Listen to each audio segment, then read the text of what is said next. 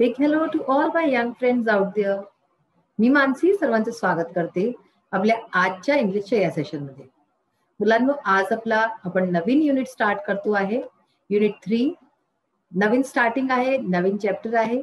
आज आपण आपली नवीन पोयम जी की आहे वाय. वायचा अर्थ काय असतो? का. आपण जे म्हणतो ना की असं का, तसं का, हे कशाला, तर that is called Y in English. इंग्लिशमध्ये वाय म्हणतो. हा एक प्रश्न आहे. पोयम आहे. पोयम मध्ये एक मुलगा पूर्ण पोयम मध्ये प्रश्न करतोय वायशी रिलेटेड, की हे असंच का असतं आणि तसंच का असतं. म्हणजे एक जो बालक असतो लहान, तो किती क्युरियस असतो ना, त्याला हर वस्तू जाणायची असते. तर त्याच्यावरती पोयम आहे. खूप सुंदर पोयम आहे. Today we will start with our warming up exercise and then we will continue with reciting and explaining the poem. So चला, आज आपण आपले वॉर्मिंग अप एक्सरसाइज बघूया. So we will start with warming up exercise chit chat. सर्वात आधी गप्पा गोष्टी. ठीक आहे ना. बघा, इथे काही क्वेश्चन्स दिले आहेत. We will try to answer these questions. First question is why do we ask questions. आपण प्रश्न का विचारतो? आपल्याला जसे जसे आपण मोठे होतो आपले प्रश्न कमी होत जातात. पण तुम्ही पाहिलं असेल, लहान मुलं जे असतात त्यांच्याजवळ तर अगदी प्रश्नांचा भंडार असतो. खूप प्रश्न विचारतात ते. तर त्याच्यावरती आहे की why do we ask questions. We ask questions because we want to know something. आपल्याला काही जाणायचं असतं म्हणून आपण प्रश्न विचारतो. Do we get answers to all questions. काय आपल्याला आपल्या सगळ्या प्रश्नांचं उत्तर मिळून जातो? तर ह्याचा उत्तर मिक्स होईल की मिळतो पण आणि नाही पण मिळत. तर we get answers of the questions that are logical. जे प्रश्न लॉजिकल असतात, रिझनेबल असतात, ज्यांचं तर्क असतं, त्यांचे आपल्याला उत्तर मिळतात. But if the question is illogical and unreasonable, then we don't get any answer to that question. मग आपल्याला अशा क्वेश्चन्सचं आन्सर नाही मिळत. नेक्स्ट आहे how are questions useful in our life. प्रश्न जे आहेत, क्वेश्चन जे आहेत, ते कशा प्रकारे आपल्या लाईफमध्ये, आपल्या जीवनामध्ये युजफुल आहे, उपयोगी असतात. तर बघा मुलांनो, आपण प्रश्न करतो तेव्हाच आपल्याला जाणकारी मिळते. प्रश्नच नाही करू तर आपल्याला कळेल कसं? सपोज करा, क्लासमध्ये जसं की टीचर पढवते आणि मुलं असतात, मुलं बसलेले आहेत क्लासमध्ये. तर सगळे प्रकारचे मुलं असतात. एक तर असतात जे प्रश्नावर प्रश्न करतात की असंच का, तसंच का, नाही समजत येत त्यांना, ते परत परत प्रश्न करतात. तर जे प्रश्न करतात त्यांना ऍक्च्युली जास्त समजत येतं, म्हणजे की ते जास्त समजू शकतात. आणि दुसरे मुलं असतात जे की लाजतात, त्यांना जर येतही मनात प्रश्न तर ते विचारतच नाही. तर विचारत नाही तर काय होतं? त्यांचं जे आहे ज्ञान तेवढंच राहून जातं, ज्ञान वाढत नाही. तर आपल्याला आपलं ज्ञान वाढवायकरता आणि सगळ्याकरता प्रश्न विचारणं किती जरुरी आहे अशाच प्रकारे. तर म्हणून our questions useful in our life. Questions are useful in our life as they आपलं जो नॉलेज आहे जो ते आपलं वाढवतात, ते as they expand our knowledge. ठीक आहे ना. Do we think critically without questions. काय बिना प्रश्नांना विचारता आपण क्रिटिकली सोचू शकतो? म्हणजे की लॉजिकली, रिझनेबली आपण सोचू शकतो. जर प्रश्नच नाही विचारू तर कसं सोचू? कोणी काही म्हणून दिलं की हे असं असतं, जसं की एक जसं आपला सुपरस्टिशन असतं की मांजरींनी रस्ता काटला तर म्हणजे की आपला दिवस खराब जाईल, थोडा वेळ थांबून जा. अरे ह्याच्या मागे काय आहे? विचारतात ना की वाय, असं का? काहीच ह्याचं उत्तरच नाहीये. सो दॅट इज वाय आपल्याला क्रिटिकली सोचावं लागतं. तर आपण जेव्हा क्रिटिकली थिंक करतो, सोचतो लॉजिकली, तर जे आहे तेव्हाच प्रश्न विचारतो. जर विचारूच नाही प्रश्न तर कसं करू? Which 5 WH words are use to frame questions. तर क्वेश्चन्स फ्रेम करताना आपल्याला WH वर्ड्स असतात. हे तुम्हाला माहिती आहे कोणकोणचे असतात ते 5 शब्द. एक तर आहे वाय, हा गेला वाय, व्हॉट, वेन, वेअर आणि हाऊ. ह्याच्या अलावा पण असतात शब्द WH, जसे की विच, विच पण आहे. तर पण इथे 5 विचारले गेले शब्द. तर 5 शब्द कोणते आहेत? वाय, व्हॉट, वेअर, वेन आणि हाऊ. आता तुम्ही सोचाल की हाऊ कसं झालं? HOW आहे, पण त्यात पण H आणि W येत आहे ना, तर म्हणून ते WH वर्ड होईल. नेक्स्ट बघा, many why questions of your childhood must have been answered by now. तर तुमचे कितीकणी लहानपणाचे प्रश्न, जे वायचे प्रश्न होते, त्यांचं उत्तर तुम्हाला आतापर्यंत मिळून गेलेलं असेल. Yet you may want to know the why of many facts. पण तरी सुद्धा तुम्ही अजूनही काही असे फॅक्ट्स असतील जे की जसं की उत्तर जाणणं चाहत असाल. Write down 5 such questions based on reason, cause. तर असे आपल्याला 5 प्रश्न लिहायचे जे की रिझन वरती, म्हणजे की तर्कसंगत असो असे प्रश्न. 1 इज डन फॉर यू. जसं की एक प्रश्न दिला आहे, why do penguins live only in polar region. Penguins जे आहे ते पोलर रिजन मध्येच का राहतात फक्त? तर प्रश्न वाय पासून सुरुवात झाला पाहिजे प्रश्नाची. तर बघा असेच प्रश्न तुम्ही अनेक विचारू शकता. वाय इज स्काय ब्लू, म्हणजे की आभाळाचा रंग निळच का असतो. Y is apple sweet, apple हे जे आहे हे गोडच का असतं. ऍपल म्हणजे काय, शेवफळ. Why do we fall downwards, आपण जे पडतो कधी पण आपल्याला काही झालं तर आपण खालतीच का पडतो, असं का नाही होत की पण वरती पडतो. सायन्सच्या रिलेटेड प्रश्न आहे हा. Why is the sun so bright, sun म्हणजे सूर्य जो आहे तो इतका ब्राईट कसा आहे, इतका उजळ कसा आहे. Why do questions arise in our mind, आपल्या मनात आपल्या डोक्यामध्ये क्वेश्चन्स का उठतात, हे सुद्धा एक प्रश्न होऊ शकतो. Why do questions arise in our mind. तर अशा प्रकारे आणि काही खूप प्रश्न असतील जसं की तुम्ही स्वतः तुम्ही फ्रेम करा, तुम्ही स्वतः फ्रेम करायचा प्रयत्न करा. आता बघा इथे काय आहे, insert the proper questions words, question words to complete the questions to get the expected answer given in the bracket.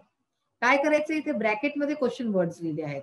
How, when, where, what, who, whose, which, why. ठीक आहे. आणि इथे काही क्वेश्चन्स दिले आहेत. तर कोणता क्वेश्चन वर्ड कोणत्या सेंटेन्स मध्ये फिट जाईल हे तुम्हाला सांगायचं आहे. दुसरी गोष्ट की इथे तुम्हाला दिसतंय इथे ब्रॅकेटमध्ये उत्तर दिले आहेत, म्हणजे क्वेश्चन तुम्हाला असा घ्यायचा आहे क्वेश्चन वर्ड ज्याच्याने की उत्तर हे येईल. सर्वात आधी आपण हे जे शब्द लिहिले त्यांना समजूया. हाऊ, हाऊचा अर्थ काय असतं, कसं. वेन म्हणजे केव्हा, वेअर म्हणजे कुठे, व्हॉट म्हणजे काय, हू म्हणजे कोण, हुज म्हणजे कुणाचं, विच म्हणजे काय, विच म्हणजे कसलं, है ना, कोणतं, वाय म्हणजे का, कशाला. तर हे सगळे शब्द आहेत आपले. हे पण तुम्हाला या शब्दांचा जेव्हापर्यंत अर्थ नाही कळायले तिथवरी तुम्ही ह्याच्यात फिल नाही करू पावाले, आणि तुम्हाला क्वेश्चन फ्रेम करायला हे सगळे प्रश्नांचं जे वर्ड्स आहेत हे क्वेश्चन वर्ड्स त्यांचा अर्थ जाणणं जरुरी आहे. फर्स्ट आहे dash is the capital of Maharashtra. तर मुंबई इथे लिहिलंय म्हणजे आन्सर मध्ये मुंबई आलं पाहिजे. Mumbai is the capital of Maharashtra. तर क्वेश्चन कशाचं बनवलं, हाऊ इज द कॅपिटल नाही, तर इथे शब्द आहे what. What is the capital of Maharashtra, महाराष्ट्राचं कॅपिटल काय आहे. मग आहे dash is your school located, on SB road is your school located. Located म्हणजे की इथे लोकेटेड आहे, तर कुठे लोकेटेड आहे आपण हा प्रश्न विचारू ना, तर काय होईल इथे, where is your school located. मग आहे नेक्स्ट मंडे, हा उत्तर आहे. Next Monday is your examination going to begin, म्हणजे पुढच्या मंडेला तुझा एक्झामिनेशन सुरू होणार आहे. तर इथे आपण काय म्हणू, केव्हा, केव्हा तुझं एक्झामिनेशन सुरू होणार आहे. केव्हा करता कोणता शब्द येईल, वेन. ठीक आहे ना, आपण वेळेचं जेव्हा म्हणतो when is your examination going to begin. मग आहे dash does the old man walk slowly.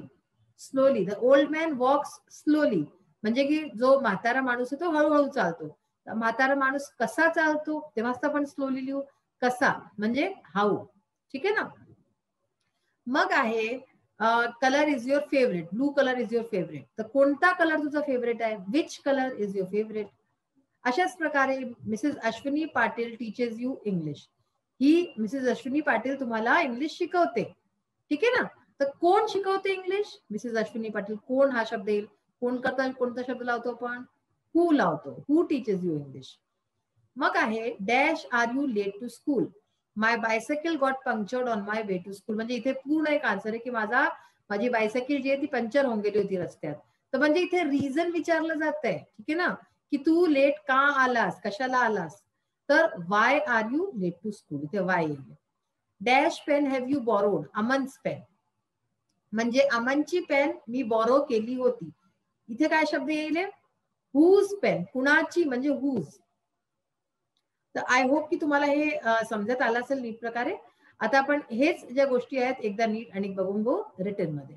So बघा आपण डिस्कस करून घेतलेत सगळे क्वेश्चन्स नीट प्रकारे बघून घेतलेत. आता एकदा रिटर्न मध्ये ताकी तुम्हाला अनेक नीट प्रकारे समजेल. पहिला प्रश्न होता वॉर्मिंग अपचा, why do we ask questions. आपण क्वेश्चन्स का विचारतो, we ask questions to get information and gain knowledge. आपण प्रश्न विचारतो इन्फॉर्मेशन घ्या करता आणि नॉलेज गेन कराय करता, ताकी आपल्याला ज्ञान मध्ये वृद्धी हो म्हणून आपण प्रश्न विचारतो. Do we get answers to all questions, काय आपल्याला सगळ्या प्रश्नांचे उत्तर मिळतात. येस म्हणजे हो. But if our question is confusing और illogical we don't get an answer. पण जर आपला प्रश्न जो आहे तो कन्फ्युजिंग आहे, कन्फ्युज करणारा आहे आणि इलॉजिकल आहे तर त्याचा आन्सर आपल्याला नाही मिळत. म्हणजे ह्याचा अर्थ हा झाला की आपण जो प्रश्न विचारतो तो स्पष्ट असला पाहिजे आणि त्याचा मागे काही तर्क असला पाहिजे. How are questions useful in our life. प्रश्न जे आहेत ते आपल्या लाईफमध्ये, आपल्या जीवनामध्ये कसे युजफुल आहेत, कसे उपयोगी आहे.